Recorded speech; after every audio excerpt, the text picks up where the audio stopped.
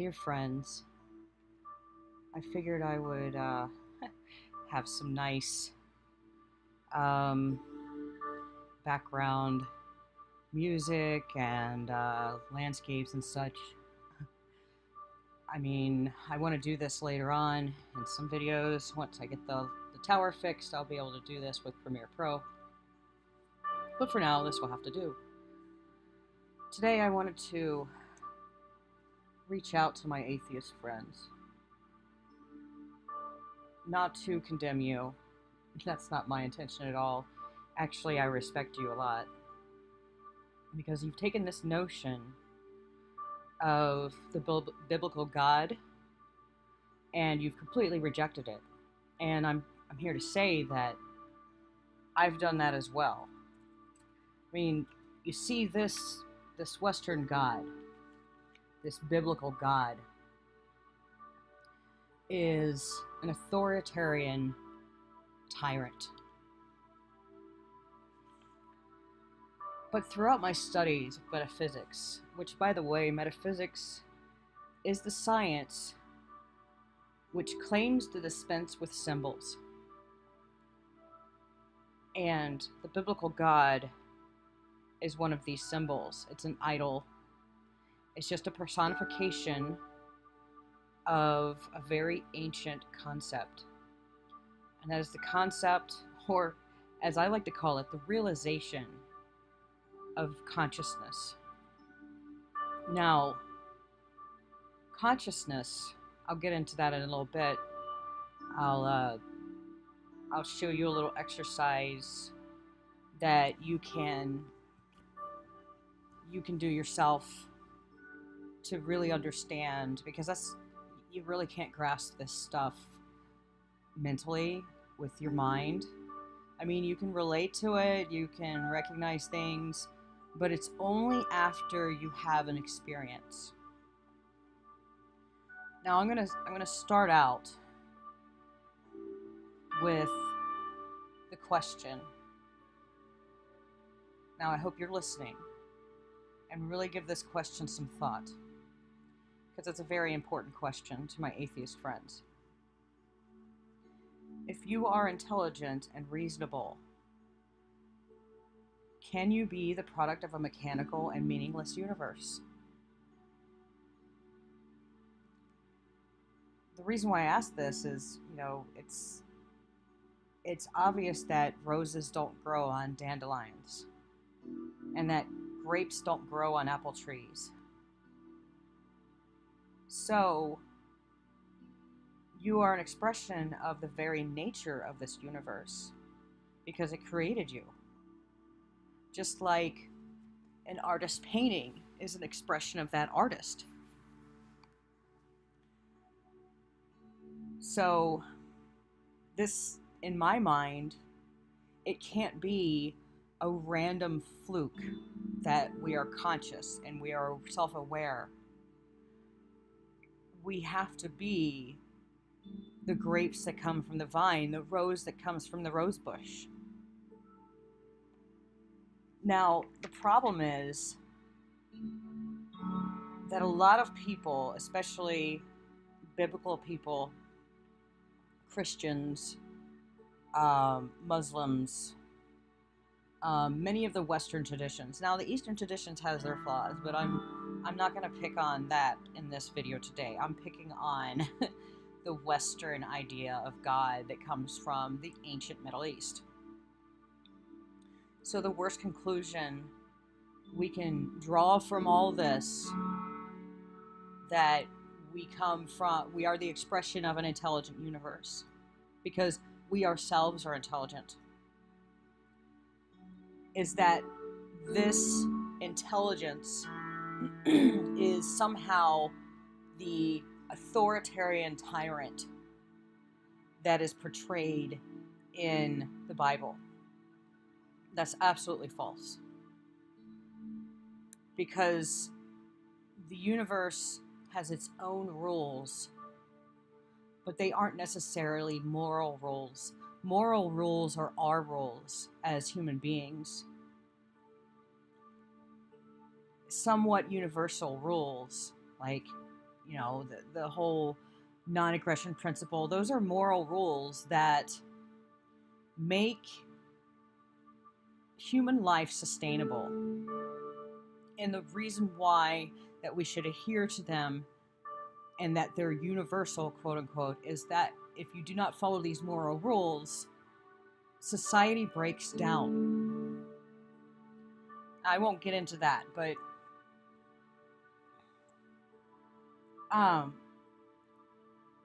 so what is this God I'm talking about? Well, I'll kind of back it up a little bit and say that Jesus of the Bible, I recognize him as somebody who has, whether he existed or not, he may be a story, but whoever or whatever the story is based on, this was a being that was very conscious of the consciousness within him.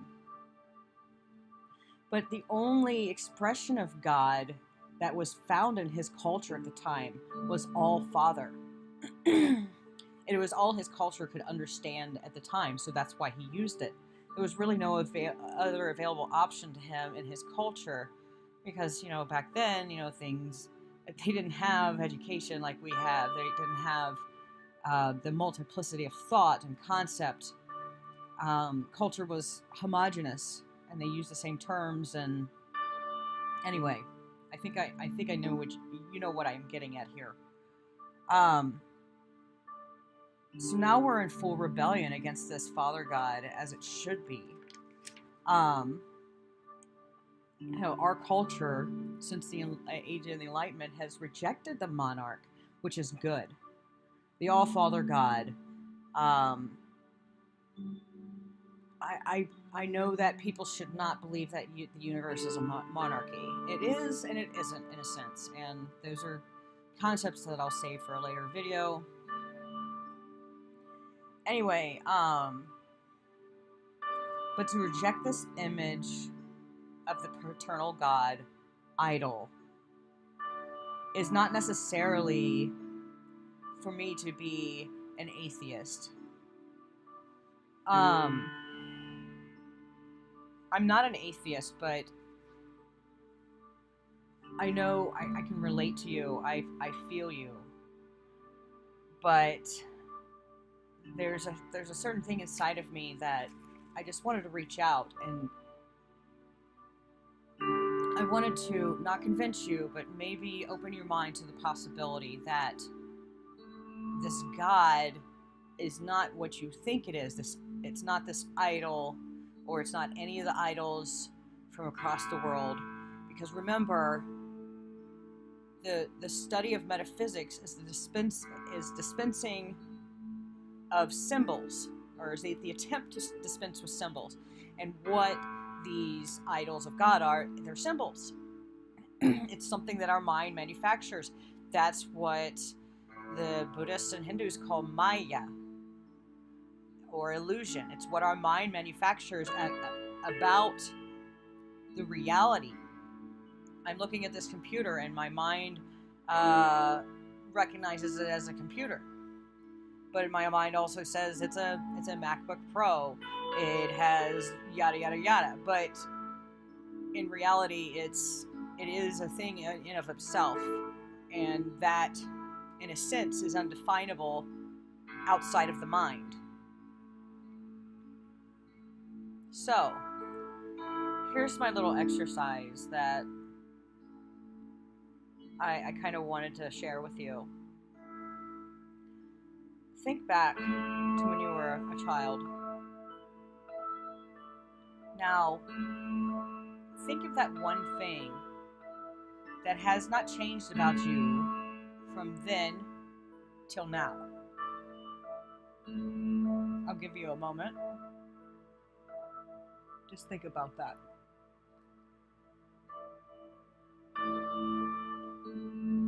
Could it be the one thing that hasn't changed about you is the observer within you that has stayed absolutely the same? It has not aged. It has not changed. The only thing that changes it is the coloring of the mind. You take a step back realize you're this observer, or you have this observer, this observing consciousness inside you, the one that watches everything. That has not changed. That right there is the gateway to understanding what God is. And that is all that I ever want to share with anybody, is because the realization of this simple fact opens up so many doorways of understanding. It opens up, it actually unlocks your inner power. Because when you get into this space, you realize that you're this pip of consciousness in the grand spiral of the universe. You understand, you can orient yourself better. Your mind becomes clearer because you're no longer attached to the symbols that your mind constantly creates. Now, don't get me wrong, these symbols are very useful in survival, in our daily lives. The mind has achieved so many wonderful things, including the method by which I'm communicating to you. Now, I'm not saying throw out the mind, throw out the ego. I'm just saying that don't identify it with it anymore. Identify with the pip of consciousness in this grand ocean of universe. Have a blessed day.